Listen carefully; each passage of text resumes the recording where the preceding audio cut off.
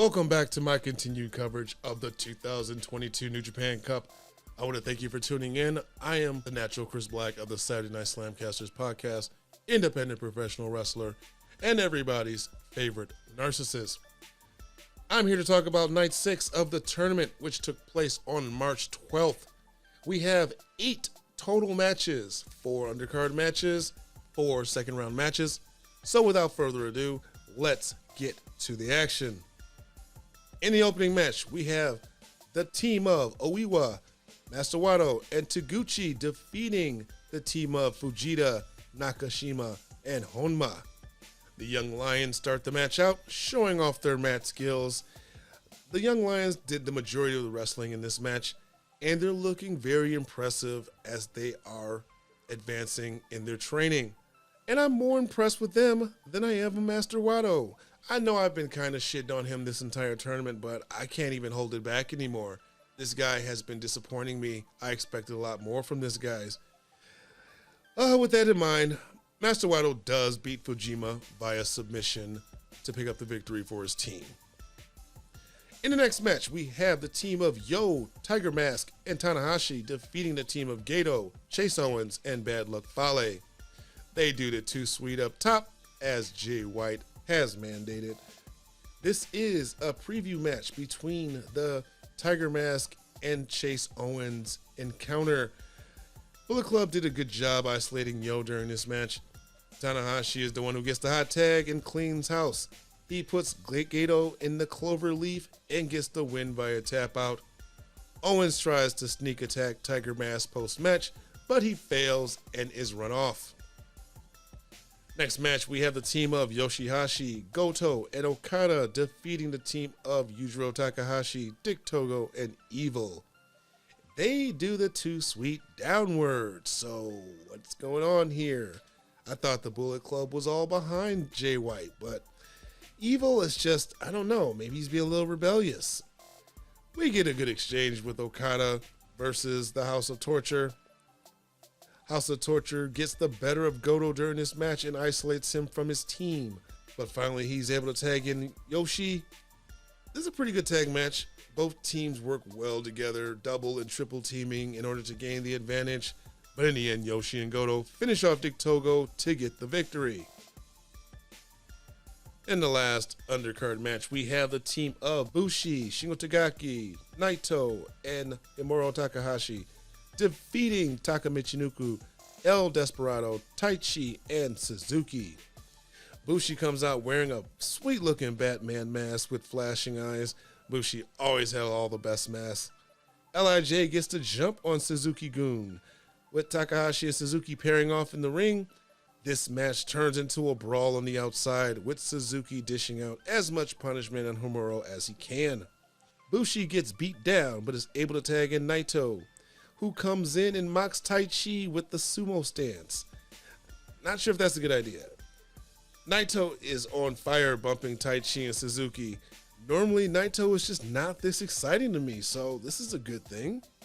Shingo gets in versus Taichi, and since that long title ring he has, I've really enjoyed watching Takagi in the ring. Taka Michinoku is victim to an LIJ train, followed by a hard pumping bomber, and is pinned. Himuro and Suzuki continue to fight post-match all the way to the back. Himuro has been out most of the match on the floor. Sho comes out of nowhere and attacks El Desperado.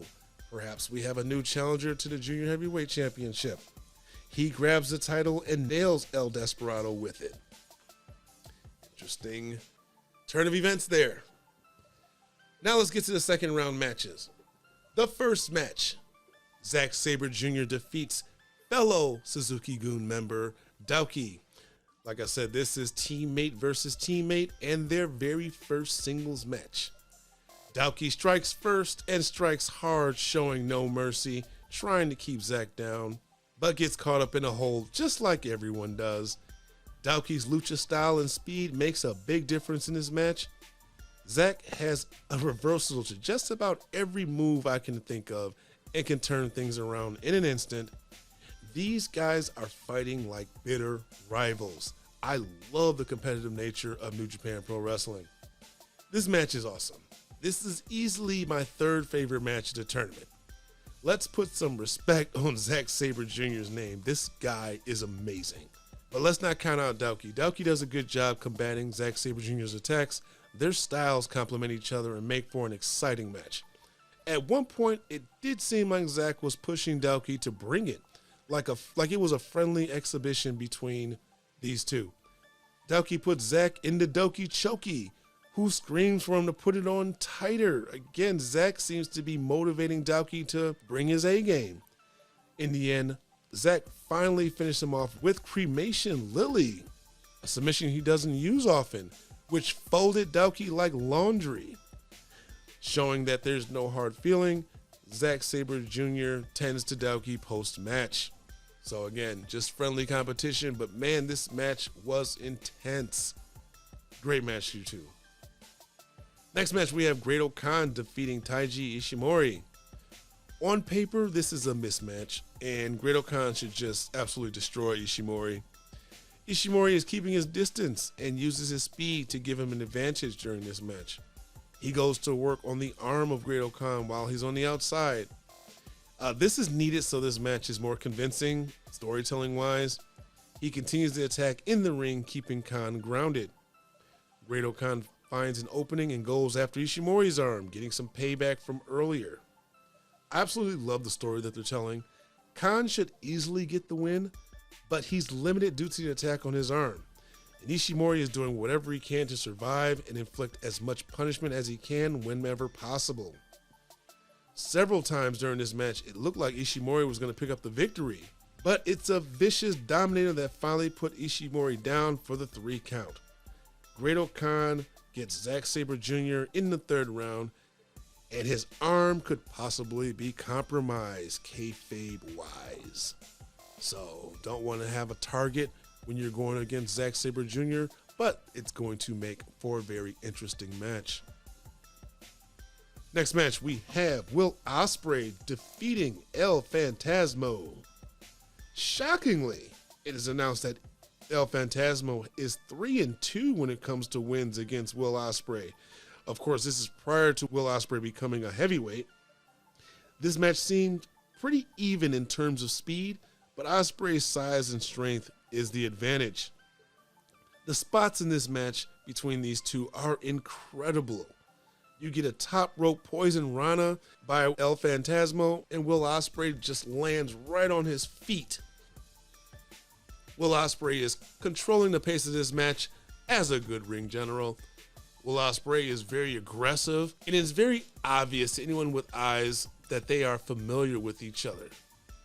There's no goofy shit from El Phantasmo. He wrestled a serious match, but was still himself in certain ways. El Phantasmo goes for the sudden death super kick, but caught a hidden blade as he approached, and it was followed by a second hidden blade right to the face, and Will Ospreay gets the pin. This was my second favorite match at a tournament, still behind Shingo Takagi and Tomohiro Ishii, but second favorite match thus far. In the main event, we have SANADA defeating Aaron Henare of the United Empire. And he was the first one eliminated, just like I said he would be. These two actually have very good chemistry in the ring. I could actually see a feud between them for the US title possibly down the line. 5 minutes in the match, and it's all been Henare. SANADA finally fires up after finding an opening, hitting a basement drop kick to the leg, and he puts on the Paradise Lock. Great O-Kahn is outside the ring for support, but as usual, the United Empire, they do not interfere during these matches, which is pretty noble for heels. Henare is in control for most of this match, so SANADA is really putting this guy over. Henare did look better in this match. I mean, he really stepped it up and met the challenge head on. At the 20-minute mark, SANADA locks in the skull end, hits the moonsault, but Henare puts his knees up. This leads to a hard-hitting exchange between the two. SANADA kicked out of a rampage tackle, and at the 25-minute mark, SANADA hits a TKO and a moonsault for the victory. So we will see SANADA challenging Will Ospreay in the 3rd round. much better night than the previous one. But that's going to do it for today's review. I hope you've enjoyed it and continue coming back for more coverage of the 2022 New Japan coverage. I want you to hit that subscribe button on your way out. Don't forget to ring that notification bell so you are alerted when new episodes are posted. You can follow me on all social media. Links are in the description. That'll take you to my Facebook, Instagram, and Twitter. And while you're at it, show the Saturday Night SlamCasters some love. Subscribe to the podcast and our YouTube channel. Like the SlamCasters Facebook page and join our Facebook group. Until next time, I will see you with the next review. Come get slammed.